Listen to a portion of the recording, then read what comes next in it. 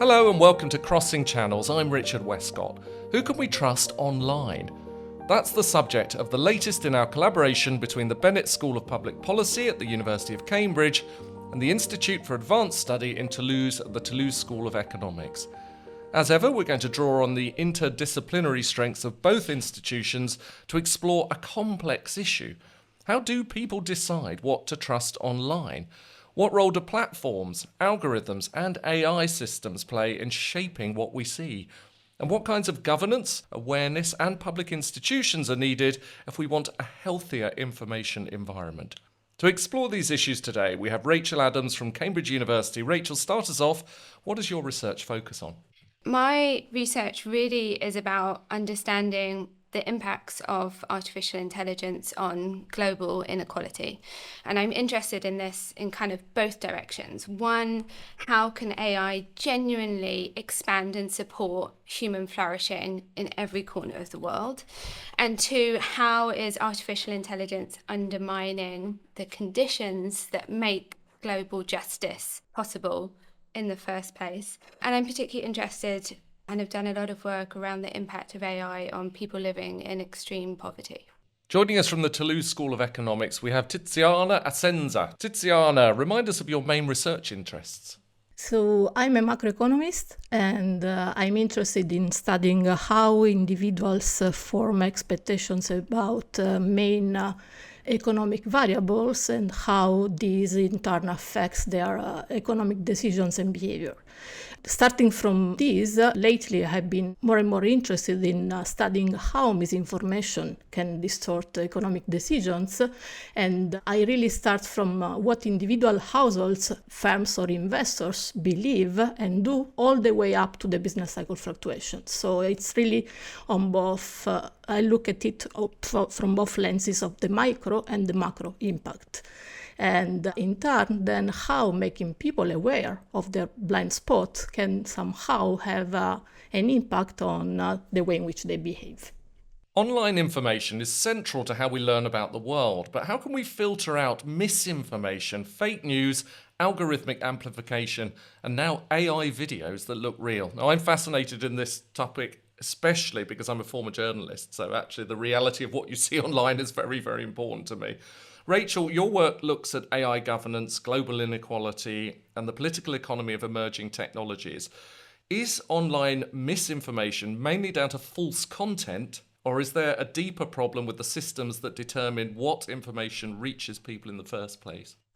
I think it's important to remember that the infrastructure that these messages, content, claims are being circulated on are owned by a very small number of firms. So there is a very powerful kind of concentration of power and influence within the infrastructure on which the information environment of today's age now sits. And so it's not just a question of whether there's a validity in a particular claim that might be within a particular piece of content. The bigger questions are around why is that content or that claim reaching that person in that form, at that scale, at that particular point in time. And these are all questions that are determined by the kind of platforms and the infrastructure that are the kind of channels through which this information travels. So I think it is a much deeper systemic problem, and we can get into some of the kind of governance implications or considerations at a later point.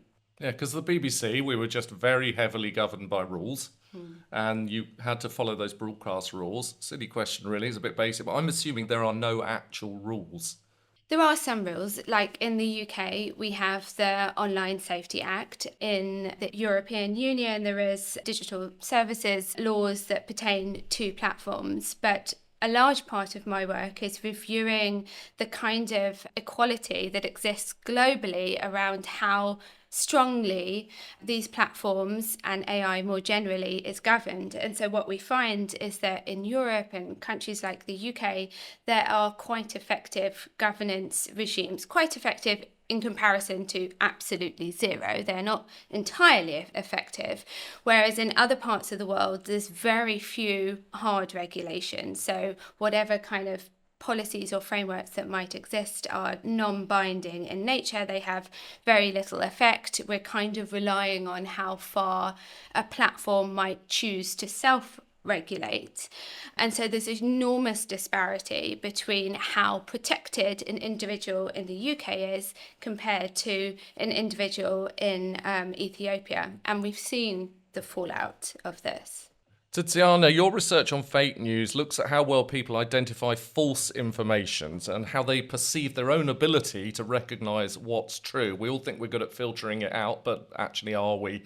What do we know about why people are vulnerable to misinformation, even when they may believe they're careful or they're well informed? Well, there is a large research, both in psychology and political science, that study exactly this. So why we get fooled by misinformation. And we can think of three mechanisms that dominate in this respect. So the first is cognitive.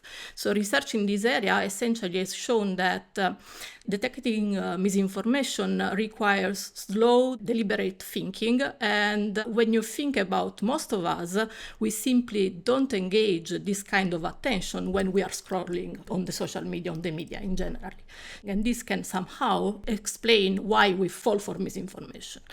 Then there is a second mechanism that is mostly motivational. So here the researchers, they refer to what they call identity protective cognition. So the idea is that when you are in front of a piece of information that is threatening your political or social identity, you have the tendency not to evaluate it neutrally. Instinctively, what you do is to defend yourself and the group to which you belong to. And then there is a third mechanism that is mostly emotional. So there is research that has been shown that on what it was Twitter, false news spread about 6 times faster than true news. And this is largely explained by the fact that they trigger stronger emotional reactions like anger, fear, or surprise. So people have a tendency to share much more false news because they are driven by this emotional aspect.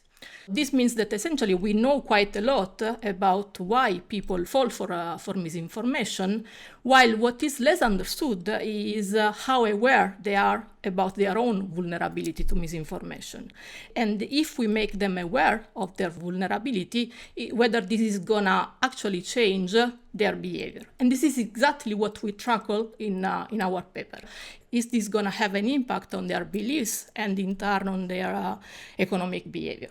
What we find is a paradox, because when you ask people how good they think they are in spotting misinformation, we find that more than 8 out of 10 reply that they are good. When you ask them what they think about the average American, only 3 out of 10 say that the average American is good. So you see that essentially they recognize that the problem exists, but it's not their problem, it's the problem of somebody else. And they behave as if they are disconnected from the impact of the behavior that this somebody else can have on their own lives. When you're talking to people, are they surprised at what they're getting wrong? How do they react? Well, actually, what is nice is that the people that we reach with our study are the ones that you want to reach, the overconfident ones. What we find is that these are the ones that react mostly to the information about their true susceptibility to misinformation and in the right direction. So they revise downwards their beliefs about their ability and they increase their willingness to pay for protection against misinformation. So somehow we are acting at the metacognition level. So we are not going to tell people, I'm going to teach you how to spot misinformation. We are just telling them it exists. You recognize yourself that it exists. We are going to give you your numbers, your statistics, not just some statistics. And let's see how that impacts. Well, let's talk about some of the resolutions to this as you've brought that up. Now, Rachel, you mentioned Ethiopia, for example. How do you protect people from being misled? I mean, ironically, the way you reach lots of people is the internet. So the very tool that you're telling them to be aware of is the tool to reach them. Are there any solutions out there? Rachel, we'll start with you. I mean, I think it's really a complicated issue when we're talking about how do we regulate and govern this kind of thing, because I work a lot with African governments, and what we've seen in the past is some kind of content appearing online, being amplified by various kinds of tools, digital tools, and it being content that a government doesn't want to see online, and so their response has been internet shutdowns. So we really don't want to be creating the kinds of legal mechanisms that would enable a more authoritarian leaning government to do some kind of blanket shutdown and squash freedom of expression. So that's the kind of extreme end of the issue that we're dealing with. The kind of question about how literate are people to discerning and being skeptical about the kind of content that they are viewing and accessing is incredibly important, and is one of the main ways that we want to be able to kind of support a critical democratic information environment. But we are not in a good place globally. So a think tank that I ran out of South Africa did a public perception survey with over 3,000 South Africans from all kind of walks of life in all different languages, to ask them about their understanding about artificial intelligence, where they're getting their information from, how they use digital platforms, etc. And this is important for the misinformation, disinformation piece, because so much misinformation, disinformation is either created or amplified with generative AI technologies in particular. And 1/3 of South Africans had never heard of AI. Another third had heard of it but had no idea what it was. So we're looking at 2/3 of South Africans don't know about artificial intelligence. Most of them are online. And then the majority of people, if they do know about AI, or what they do know about AI, is received through digitally mediated platforms. And so they're learning about AI on these platforms. They're learning about how AI can distort what they're receiving on these platforms. So that is really, really worrying. And I think the other consideration, just to go back to the point about Ethiopia, because it's important to really kind of properly understand how differently these problems manifest and turn up in different parts of the world, is that platforms have a responsibility to curate, to an extent, any content online that is harmful in some way. So in America, where it's like 2 main languages, Spanish and English, they have thousands of moderators that are checking online content to make sure it's not content that would be harmful and taking that down. In Ethiopia, for example, where there are 85 languages being spoken online, content moderation, a report by Amnesty International, showed that their content moderation abilities were only in 4 languages, and that they had no human content moderation abilities in the lead up to the 2021 election in Ethiopia. And there's been really serious conflict in the Tigray region in Ethiopia for a number of years, much of which has been inflamed by the kind of content that's appearing online.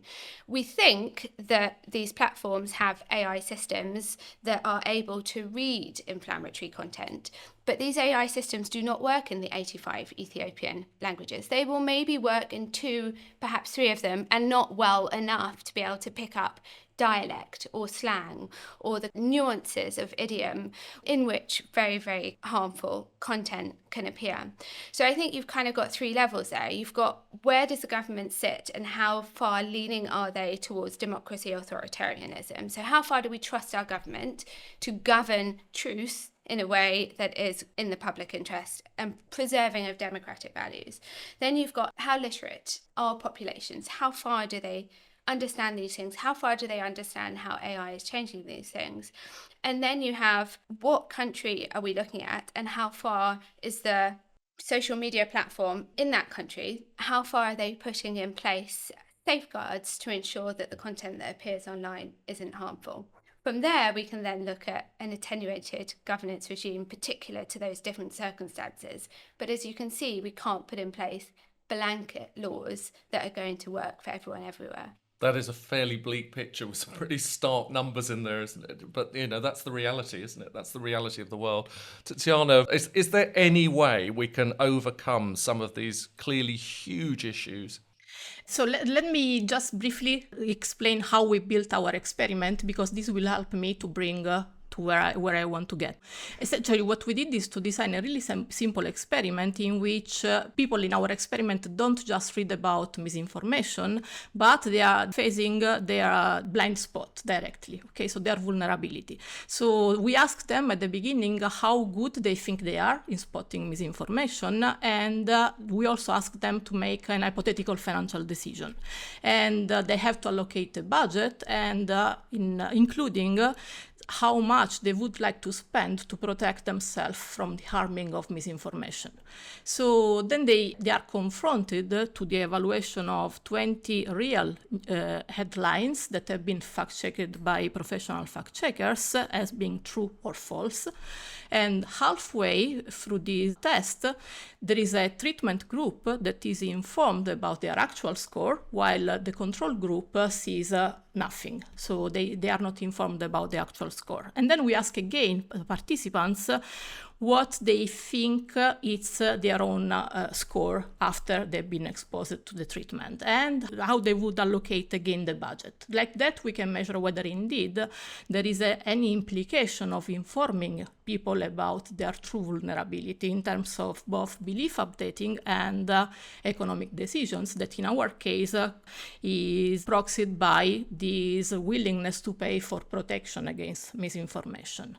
And what we find is that indeed the ones that are overconfident are the ones that are revising more strongly their beliefs. And this revision, and this is I think the most important part of our experiment, translates directly into economic behavior. So we have that every 1 point drop in their self-assessment leads to about $6 extra investment in misinformation protection.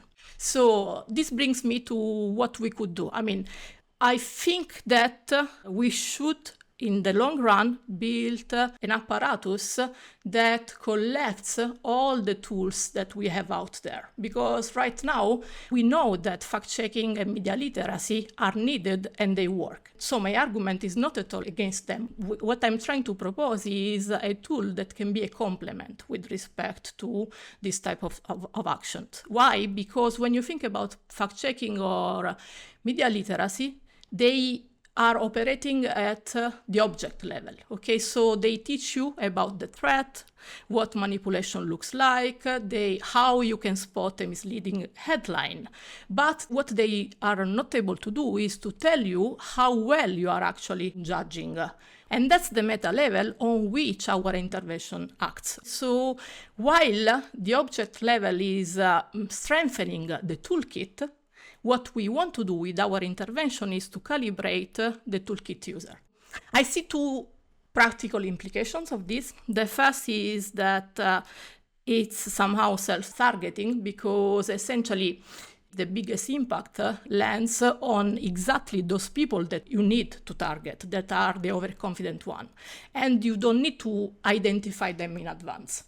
And secondly, it works even when platforms are not willing to cooperate or when regulation is low, because in principle it does not depend on anyone else acting first, but it can operate in parallel. What we show is that the lever is overconfidence. So if we are able to address it, then belief and behavior, if you believe in our results, will follow. What role do you think schools should play here? Because we're talking predominantly about adults, but actually children are being completely washed over with information online, aren't they? And how do we make sure that the children know, probably through school, what's actually going on?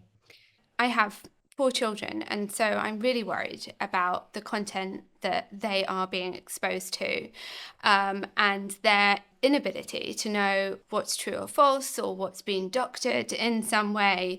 And my general sense is it's not their responsibility to know these things. And yes, I think it would be important for schools to do more to raise awareness. We know that schools do things around online bullying, and I think this is kind of an extension of that kind of issue, but I think it might be going more in the direction of bans for particular ages. I know there's a lot of issues around age verification systems for different apps and children being able to get around them, but children are the next generation, and I think so much of what makes disinformation and misinformation so worrying is how far it pushes us towards more popularist politics. So I think it is something that we need to be taking very seriously. Yeah, in the medium long run, we should really invest in teaching kids, first of all, about the fact that the problem exists. And then we should give media literacy on misinformation. I mean, we have the example of Finland that has been doing it now for about almost 20 years, starting from the kindergarten.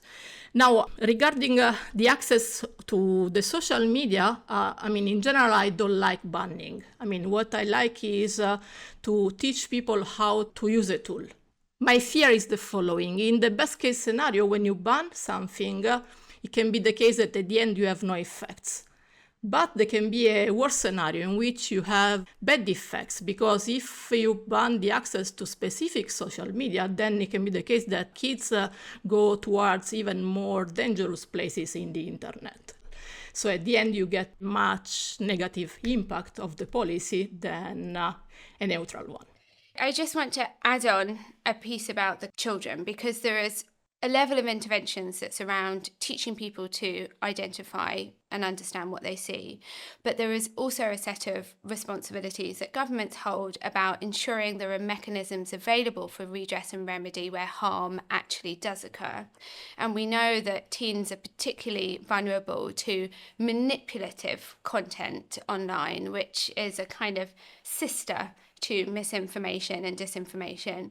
We've just conducted a global study called the Global Index on Responsible AI, which assesses how far 135 governments around the world are taking measures to protect people's rights in the age of AI.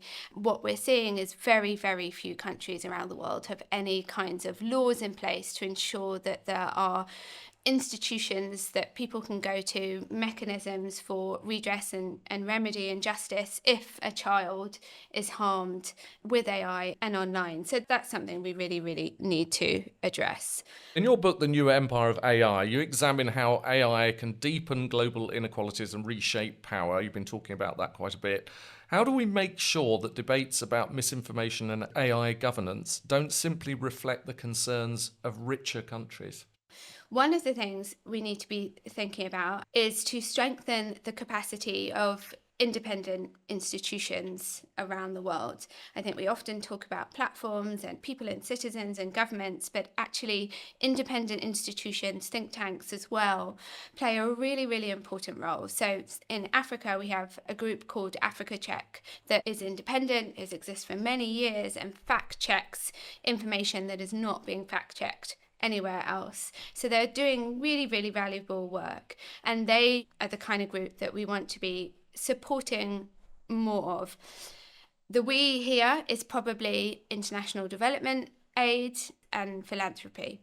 Governments, particularly low resource governments, are not going to be funding civil society. Now, the other one is independent state institutions. So in South Africa, for example, we have something called the Competitions Commission, and they have recently put a huge fine on Google because what it did was prioritize international news over local news in its search engine. And often local news is closer to the ground truth and offers slightly more diverse, nuanced perspectives to reporting locally. And so the Competitions Commission fined Google for this kind of obvious favoritism of international news sources over local media.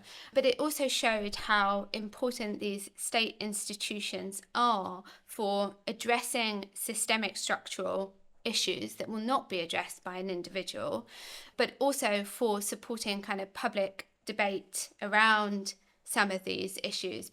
And so, I think that there's much more we can do there to support these kinds of institutions to do work locally, and then that feeds up into global discussions. Tiziana, we've talked about how your research suggests that people's beliefs about their own ability to detect misinformation affect their behaviour. So, what does this mean for democracy and public debate, especially when citizens are making decisions in environments where false or misleading information can spread very quickly?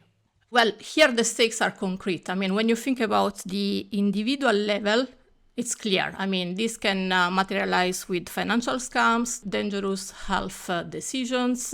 It can distort the voting choices. And this is something that research has been analyzing, investigating a lot.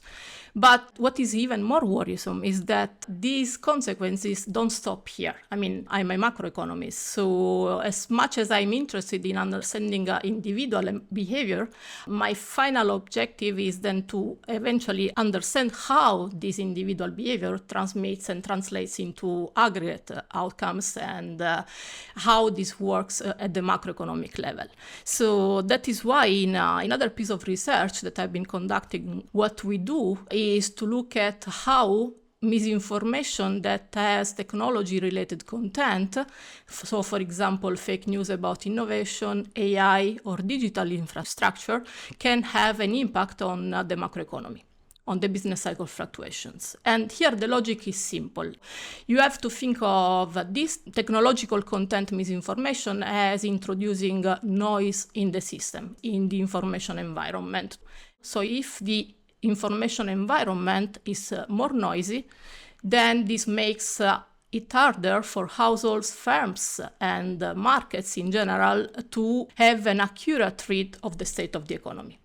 This implies that uncertainty increases, but together with the increase in uncertainty, we will also observe an increase in disagreement. People are starting to form different pictures of the same environment in which they are acting.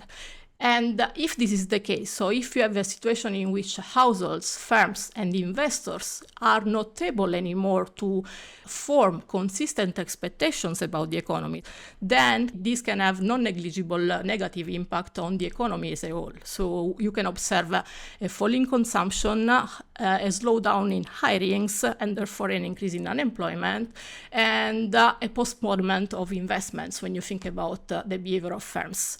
And what we find in our research is exactly this path. But what is really striking is also the magnitude of this impact. Because let me give you an example to make it comparable with something that we know. So when you study the macroeconomic impact of a 1 percentage point increase of the monetary policy rate by the central bank, so this is what we define an aggressive monetary tightening, usually this takes 1 year and a half to fully transmit to the real economy. What we find in our paper is that technological content misinformation produces a comparable effect on industrial production, but in 1 month. And differently from monetary policy, in this case, there is not a central bank that can respond in real time to this negative impact to the economy. I think that what is also surprising is that it's not any kind of fake news. It's really technology-related fake news. So it's really the supply side ones, because we did investigate also other type of contents like fiscal deficit, other type of economic contents, and we didn't find any impact. I mean, the impact comes really from technology-related misinformation. So this means what? In terms of policy implications, that essentially we should be able to monitor these type of topics and the same way in which we monitor other macroeconomic risk indicators. I mean, this is something that we are already doing. So we should integrate like an early warning system for those type of misinformation that is economically sensitive. And this is somehow like a natural extension that we could think of when we think of the risk dashboards that central banks or financial ministers are already using. So I think that we should indeed treat misinformation as what it is, as systemic risk. And do you think governments, politicians get that? Do they understand the economic dangers? I think that they are somehow afraid now, more and more of it. They are becoming more and more aware that misinformation is not just a threat to democracy, as it has been studied so far, but can have economic implications that are not at all negligible. What I think is not clear so far is that we shouldn't act only at the citizen level, but we should also somehow figure out of a system that is able to act also at the more aggregate level. Okay, we always like to finish by looking ahead into the future. So if we want an online information environment that people can trust, what is the one change you would each prioritise over the next decade? So it could be technology design, public policy, education, any of those things, anything else that you think of. But what's the one change you would prioritise and why, Rachel? The fundamental issue at play is that the information infrastructure globally, the incentives that underlie that are fundamentally misaligned with democratic values. They're about profit seeking, and so they're about exploitation. So I think the kind of ideal would be that these information ecosystems are designed and governed in the public interest, and that these companies are much more kind of public benefit organizations. But I'm not sure that that's politically feasible.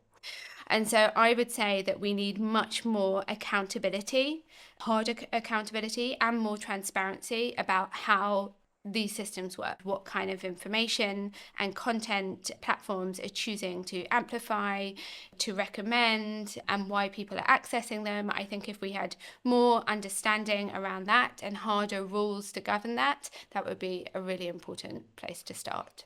Tiziana, where would you focus? So here the core market failure stands in the fact that the cause of misinformation aggregate into macroeconomic instability that no individual actor has an incentive to prevent. And this is the standard case for public intervention. So what I would prioritize over the next decade is just bigger than a single tool.